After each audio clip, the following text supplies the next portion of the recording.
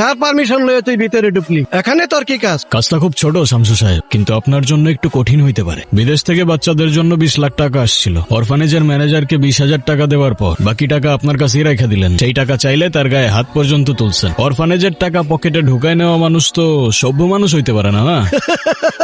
তুই টাকা ফেরত নিতে এসেছিস? তুই কে? তোকে আমি কৈফিয়ত দিব কেন? একটা জং ধরা ভাঙাচোরা গাড়ি আর 4-5টা ছেলে নিয়ে এসে এই লোহগড়া গ্যাংস্টার সাজতে চাস না? এতিমখানার ম্যানেজার অর্থাৎ গনি মিয়া আমার কাছে আসছিল সাহায্যের জন্য। তাই আমার অনুরোধ থাকবে তার কাছে গিয়ে ক্ষমা চাইবেন আর এতিমখানার বাকি 19,80,000 টাকা ফেরত দিয়ে দিবেন। আমি কামরুজ্জামান ভাইয়ের লোক, তুই ভয় পাচ্ছস না? আমি জানতাম তুই ভয় পাবি। তোকে আমি 1 টাকাও দেব না। শামসু সাহেব, এরা সবাই লোহাগড়ের মেকানিক। মারতে মারতে লোহা পর্যন্ত সোজা করে ফেল। আপনি আর কি জিনিস? আমার অনুরোধটা হয়তো আপনি শুনতে পারেন নাই, কারণ বিনয়ের ভাষা আপনার কান পর্যন্ত পৌঁছায় না। ওই 20 লাখ টাকা 120 বাচ্চার 6 মাসের খাবার এত সহজে খায় ফেলবেন? কাল সূর্য ওঠার আগে যদি বাকি টাকা গনি চাচার হাতে না পৌঁছায়, আপনার এমন ব্যবস্থা নেওয়া হবে যে আপনার কামরুজ্জামান সাহেব 7 জন্মে আপনাকে খুঁজে বের করতে পারবে না। আমার ভুল হয়ে গেছে, আমার মাফ করে দেন, আমি টাকা দিয়ে দেব। এই মাল হচ্ছে দেশীয় কারখানা তৈরি। এটা হচ্ছে ভাই সুইজারল্যান্ডের ভাই।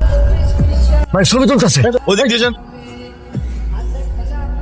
অল্প একটু খায় না আম্মা। আমার আজান আসে না এখনো, আজান আসলে খাবো। মা, তো কিছুই খেলেন না, সব দোষ আমার ঘরে এসে পড়বো। কেমন আছো? শরীর কেমন এখন তোমার? এই তো বাবা, এখন তুই আসছিস না, এখন আমি সুস্থ হয়ে যাব।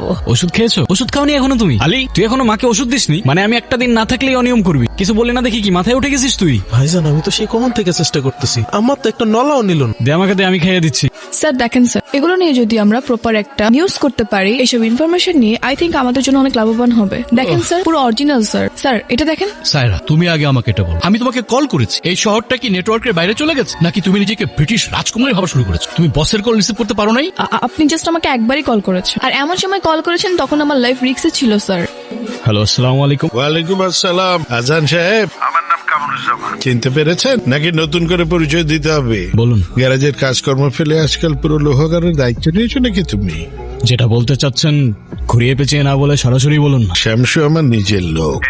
টাকা নিয়েও কি করেছে না করেছে সেটা দেখার দায়িত্ব ছিল আমার। কিন্তু তুমি মাঝখান থেকে ঢুকে পড়ে আমার লোকের গায়ে হাত তুলেছো, তার মানে তুমি আমার গায়ে হাত দিয়েছো। লোহাগড়ায় যেখানে কামরুজ্জামানের নাম শুনলে বাঘে মহিষে এক হাতে পানি খায়, সেখানে সামান্য একজন মেকানিক হয়ে এই দুঃসাহস তুমি দেখালে কি করে? সাহস তো আর বাজারে কিনতে পাওয়া যায় না কামরুজ্জামান সাহেব, ওটা বুকের ভেতরে নিয়ে জন্মাতে হয়। তোমার জন্য আমার লোকেরা কাজ করতে পারছে না। তুমি আমাদের সাথে হাত মিলাও, যা চাইবে তাই পাবে। কামরুজ্জামান সাহেব, স্বার্থ ছাড়া আসবেন একদিন আমার গ্যারেজ, শুধু হাত না বুকও মেলাবো। কিন্তু তার বিনিময়ে যদি সাধারণ মানুষের উপর জুলুম করার সার্টিফিকেট চান, দুঃখিত। আসুন আসুন আসুন।